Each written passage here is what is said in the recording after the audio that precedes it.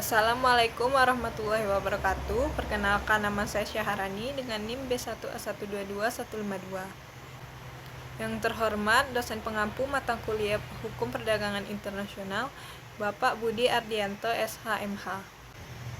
Di sini saya akan mereview jurnal untuk pengganti ujian akhir semester Hukum Perdagangan Internasional dengan judul Peraturan Kebijakan yang Menimbulkan Kerugian Keuangan Negara sebagai Unsur Tindak Pidana Korupsi.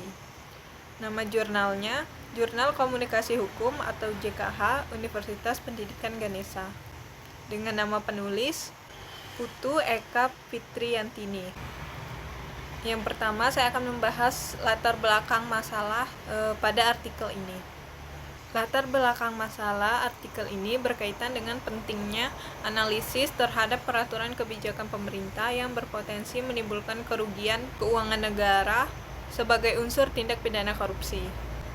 Artikel ini juga mencerminkan kebutuhan untuk memahami dampak dari kebijakan pemerintah yang diambil secara diskresi terhadap keuangan negara. Selain itu, latar belakang masalah artikel ini mungkin juga mencakup perlindungan hukum terhadap pengembalian dan pelaksanaan kebijakan untuk mencegah kerugian keuangan negara, serta memberi kepastian hukum bagi pemerintah dalam menjalankan tugas sebagai pelayan masyarakat. Lalu selanjutnya, permasalahan hukum yang akan dibahas. Permasalahan hukum yang dibahas berkaitan dengan konsep tindakan atau perbuatan pemerintah berdasarkan hukum dan tindakan atau perbuatan yang bebas. Artikel ini juga menyorotin peraturan kebijakan pemerintah yang dapat dikenai unsur tindak pidana kasus korupsi.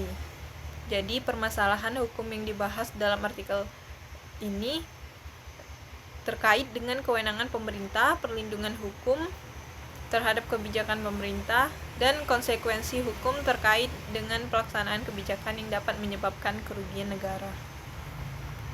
Lalu selanjutnya pembahasan artikel ini. Jadi kemungkinan pembahasan artikel ini melibatkan analisis mendalam tentang konsep-konsep hukum yang terkait dengan tindakan pemerintah berdasarkan hukum dan tindakan bebas.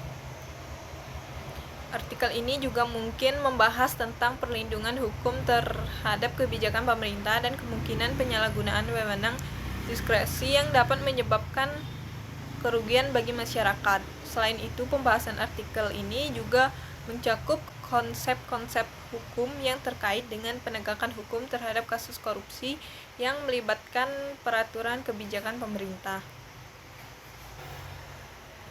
Pembahasan artikel ini juga akan mengurai bagaimana asas-asas umum pemerintah yang baik diterapkan dalam konteks tindakan pemerintah berdasarkan diskresi, serta bagaimana aturan hukum yang ada seperti Undang-Undang Nomor 30 Tahun 2014 tentang Administrasi Pemerintahan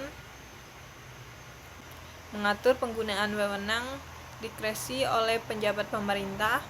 Selain itu, pembahasan juga akan menyorotin pentingnya asas negara hukum dalam melindungi hak warga negara dan mencegah penyalahgunaan wewenang diskresi pejabat pemerintah.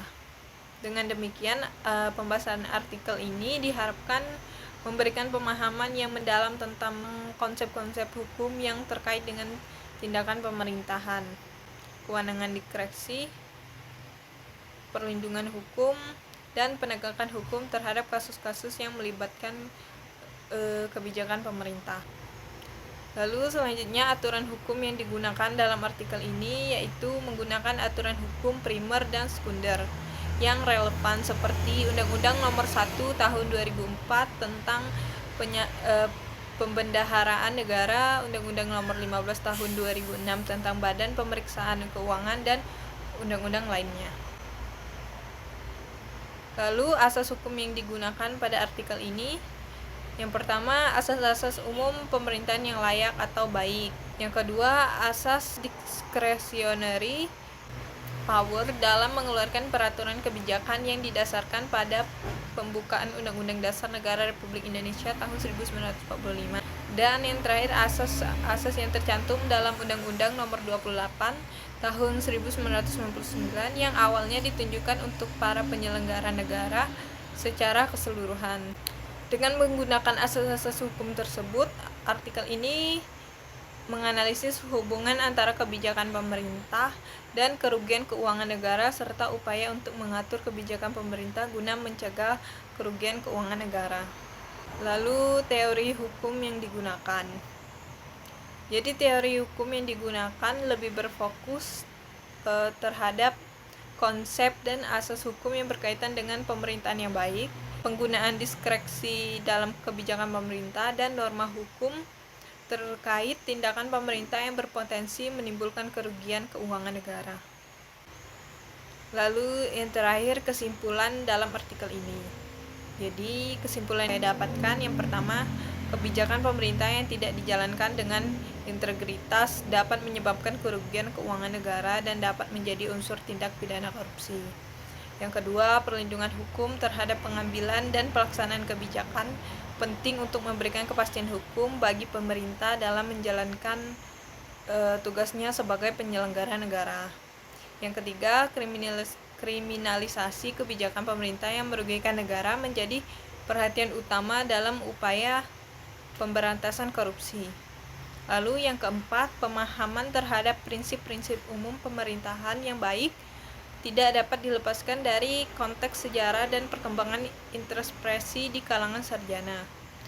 Lalu yang kelima, yang terakhir, pentingnya kajian terhadap kebijakan pemerintah dalam upaya memajukan kesejahteraan umum dan mencegah kerugian keuangan negara. Jadi kesimpulan dari penelitian ini dapat mencakup beberapa aspek.